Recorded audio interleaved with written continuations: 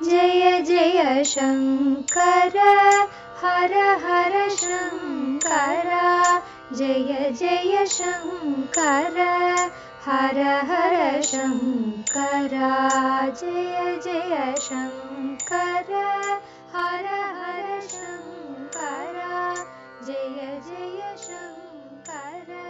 அத்வைத்தம் தெய்வத்தின் குரல் 4ஆம் பாகம்.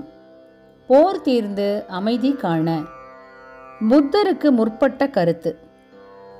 ஆசையால் தான் துக்கம், அது போய்விட்டால் நிர்வாணம் என்று புத்தர் தான் முதலில் கண்டுபிடித்து சொன்ன மாதிரி கொண்டாடி சொல்கிறார்கள். கீதையில் பகவான் நன்றாக அற்றுப்படி செய்த சமாச்சாரம்தான் இது. பிரம்ம நிர்வாணம் என்று பகவான் சொன்னதில் பூர்ணத்துவத்தை காட்டும் பிரம்ம சப்தத்தை நீக்கிவிட்டு சூன்யம் மாத்திரம் துவனிக்கும் நிர்வாணம் என்பதை புத்தர் எடுத்து வைத்துக் கொண்டிருக்கிறார். யுகாந்தரங்களாக வந்துள்ள நம்முடைய ஆத்மீக கலாச்சாரமே புத்தருக்கு கொஞ்சம் முந்தி பிந்திதான் ஒரு ஒழுங்கு ரூபம் பெற்றது என்று திரித்து காட்டுவதிலேயே திருப்திப்பட்ட வெள்ளைக்கார சரித்திராசிரியர்களும் அவர்களுக்கு வார்சாக இருப்பதில் பெருமைப்படும் நம்மவர்களான ஆராய்ச்சியாளர்களும் கூட புத்தருக்கு அப்புறம் கீதை வந்ததாக சொல்லவில்லை. கீதைக்கும் ரொம்ப முந்தைய உபனிஷத்துக்களிலேயே இவ்விஷயம் சொல்லியிருக்கிறது. ஜீவதசையில் மனுஷியர்கள் அனுபவிக்கக்கூடிய அதிகப்படி ஆனந்தம், அதைவிட உயர்ந்ததான 2 தினசு கந்தர்வர்களின் ஆனந்தம், அதையும் விட உயர்ந்த பித்ருக்களின் ஆனந்தம், அதற்கும் மேலான 3 தினசு தேவர்களின் ஆனந்தம், இதைவிடவும் மேம்பட்ட இந்திரனின் ஆனந்தம், இந்திர ஆனந்தத்துக்கும் உசத்தியான பிரகஸ்பதியின் ஆனந்தம், அப்புறம் அதற்கும் மேலான பிரஜாபதியின் ஆனந்தம், பிரஜாபதியின் ஆனந்தத்தை விட உசந்த பிரம்மாவின் ஆனந்தம் என்று ஒன்றுக்கு மேல் ஒன்று மேம்பட்டதான ஆனந்தங்களை ஒரு சாதகன் அனுபவித்துக் கொண்டே போவது பற்றி தைத்திரிய உபனிஷத்தின் ஆனந்தவல்லியில் சொல்லியிருக்கிறது. முன்னேயே இதை பற்றி கொஞ்சம் சொன்னேன். துவைத்தத்திலிருந்து அத்வைத்தத்துக்கு போகும்போது நடுவேயுள்ள அநேக நிலைகளில் இந்த ஆனந்தங்கள் ஏற்படுவதாக வைத்துக் கொள்ளலாம்.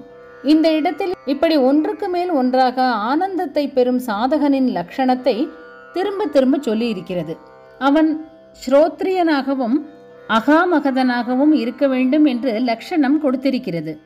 உயர்குடி பிறப்பு, நல்ல சம்ஸ்காரங்களை பெறுவது, உத்தமமான வித்யா ஞானம் எல்லாம் சேர்ந்திருப்பவன்தான் ஸ்ரோத்ரியன்.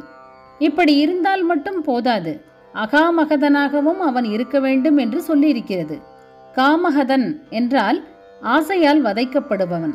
முதலில் சேர்த்து அகாமகதன் என்று சொன்னால் ஆசையால் வதைக்கப்படாதவன் என்று அர்த்தம். அதாவது ஆசை நீங்கியவனுக்குத்தான் ஒன்றுக்கு மேல் ஒன்றான ஆனந்தங்கள் லபித்து முடிவில் பிரம்மானந்தம் சித்திக்கும் என்பது திரும்ப திரும்ப எடுத்து சொல்லப்பட்டிருக்கிறது.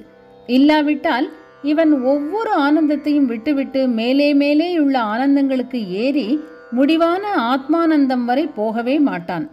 உபனிஷத்துக்களில் ஆத்ம ஞானிகளை வீதராகர்கள் என்று வர்ணித்திருக்கிறது. ஆசை அழிக்கப்பட்டவர்கள் என்று அர்த்தம். கர்மத்தினாலோ பிரஜைகளாலோ தனத்தாலோ அமரத்துவத்தை பெற முடியாது. தியாகத்தினாலே பலர் அதை பெற்றிருக்கிறார்கள். குறிப்பு: மகாநாராயணோபனிஷத் 12.3.4 என்பது போல உபனிஷத்துக்களில் அநேக இடங்களில் ஆஷா நாசமே ஆத்ம விடுதலைக்கு வழியாய் சொல்லப்பட்டிருக்கிறது. ரிஷிகள் சொன்னதைத்தான் கிருஷ்ணர் திரட்டி எடுத்து சாரத்தை சொன்னார். அந்த இடையன் உபனிஷத் பசுக்களிலிருந்து கீதை பாலை கறந்தான். அர்ஜுனன் என்ற கன்றை முன்னிட்டு கொண்டு சத்புத்தி உள்ள எல்லோருக்காகவும் இப்படி பால் கறந்தான் என்று கீதையில் மங்கள ஸ்லோகம்.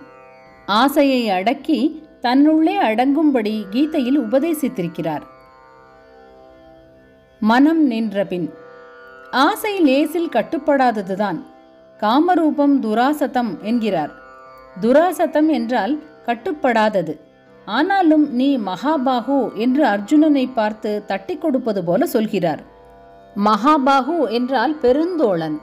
கௌரவ பாண்டவ யுத்தத்தையே அலிகோரிகளாக கெட்டதற்கும் நல்லதற்கும் நடந்த யுத்தமாக சொன்னால், அதாவது ஆரம்பத்தில் சொன்ன தேவாசுர யுத்தமாக வைத்து கொண்டால், பெருந்தோள் என்பது குறிப்பிடும் தோள்வலி, அதாவது புஜபலம், சாதகனின் சங்கல்ப பலத்தையே காட்டுவது.